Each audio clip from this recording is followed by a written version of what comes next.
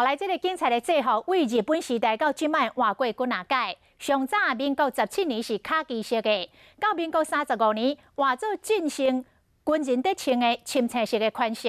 民国76年换做即卖咱上届实施的这个版，到今仔日佫换做深蓝色的机灵设计款式。一再求新求变，都是希望警察执勤的时阵更加利便。 这是真接看到的临检画面，即马来看民国62年的时阵。现在啊，我们的雷达车已经通报来了，前面有车子超速。依照我们现在的这个统一量罚标准呢，是要罚银元2美元。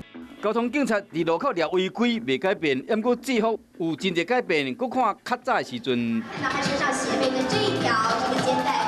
金色纽啊，佮派一个庆大衫，唔免塞入去，佮下一个皮带，这是日本时代警察制服。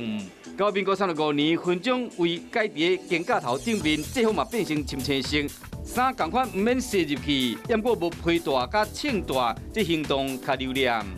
裙子的部分呢是。 衫变成卡其色，这是1966年台湾头一摆发表女警的制服。 一直到民国76年、1987年，才改版变成即马大家熟悉的模样。不过为民仔在起制服，搁要换装啊，或者环境有全新的感觉。